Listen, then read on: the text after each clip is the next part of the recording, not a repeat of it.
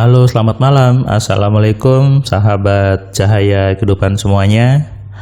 Kembali di hari ini, hari Kamis tanggal 3 Juni 2021, saya membuat sebuah catatan harian berisi inspirasi, pengalaman yang ingin saya bagikan kepada Anda.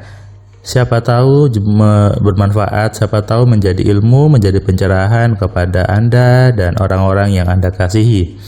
Karena itu Anda wajib men-share, membagikan semua video cahaya kehidupan kepada banyak orang, kepada keluarga Anda, kepada teman-teman Anda, dan kepada orang-orang yang ada di kontak handphone Anda gitu ya.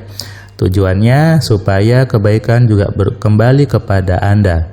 Satu kebaikan berbalas 10 kebaikan minimal. Artinya Anda berbagi satu video kebaikan, pasti ada 10 kebaikan yang datang ke dalam hidup Anda.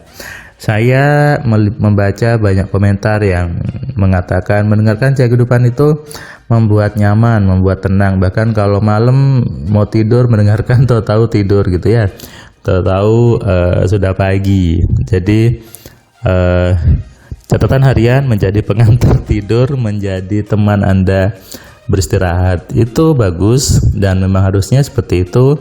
Jadi buat Anda yang mendengarkan catatan harian, kalau malam ya silahkan dengarkan sebelum tidur. Kalau pagi Anda bisa dengarkan di mobil atau pakai headset gitu ya, supaya lebih bagus suaranya dan Anda bisa lebih mengerti, memahami apa yang saya sampaikan. Hari ini hari Kamis tanggal 3 Juni 2021.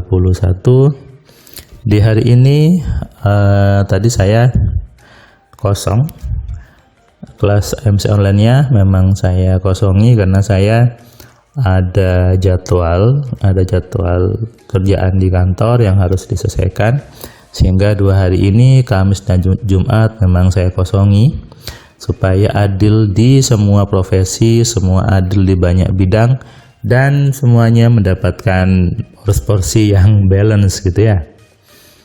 Hari ini tadi itu adalah hari ulang tahunnya mama saya, 3 Juni 2021.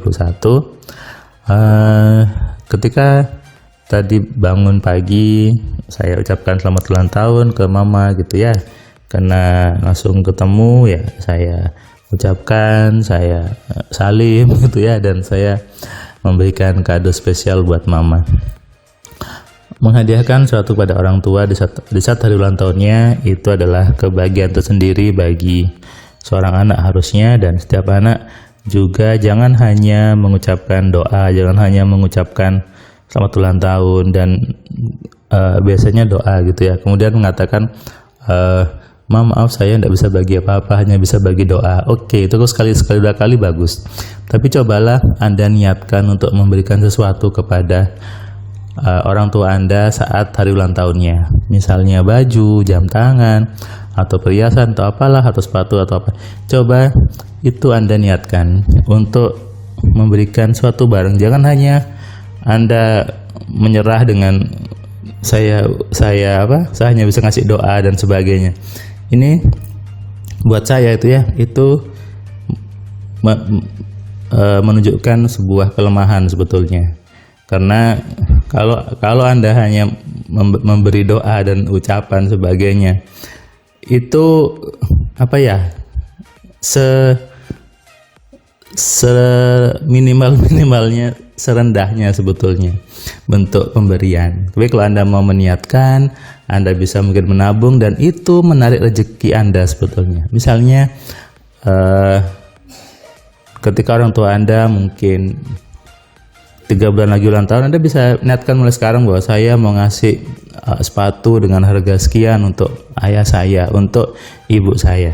Nah, kalau Anda berani meniatkan itu, Anda berani berpikir seperti itu, percaya deh, Tuhan dan semesta pasti menarikkan berbagai jalan, berbagai kesempatan untuk buat Anda mampu memberikan hadiah seperti itu. Jangan buru-buru merendahkan diri Anda bahwa saya kan nggak ada uang, saya kan susah, saya kan banyak utangnya, saya kerjanya hanya ini, ya itu Anda sudah merendahkan Anda sendiri dan Anda sudah melemahkan itu. Anda lupa kalau Anda punya Tuhan, Anda lupa kalau Anda punya pikiran yang hebat. Anda dan banyak orang biasanya sibuk melemahkan dirinya sendiri, sibuk melemahkan dirinya supaya dapat bantuan orang. Dan celakanya, maaf, kenapa banyak orang jadi melemah seperti ini? Itu juga akibat banyak doktrin, banyak sugesti, banyak informasi yang disampaikan lewat, maaf, berbagai ceramah di buku, di YouTube yang kelihatannya bagus, tapi justru melemahkan. Bagaimana Anda bisa kaya? Bagaimana Anda bisa banyak uangnya kalau Anda punya sifat yang seperti ini? Bagaimana Anda mau mudah menarik uangnya kalau Anda selalu berpikir lemah, berpikir yang tidak bisa, berpikir yang susah dan sebagainya? Anda melemahkan Anda sendiri. Bukan Tuhan yang melemahkan Anda, juga bukan orang lain, tapi Anda sendiri. Inilah pentingnya kita mengenali diri dengan seutuhnya, mengenali fitur yang ada dalam diri kita. Kalau Anda punya handphone, yang handphonenya bagus, tapi Anda tidak tahu fiturnya, tidak tahu berbagai kelebihannya, pasti Anda mengatakan handphone ini biasa saja. Anda mengatakan handphone ini nggak bisa apa-apa. Itu bukan karena handphonenya yang jelek, bukan, tapi karena Anda tidak mengenal fitur-fitur yang ada di handphone tersebut. Anda tidak tahu handphonenya seperti apa. Nah, bagaimana bisa kaya? Bagaimana bisa uangnya datang banyak?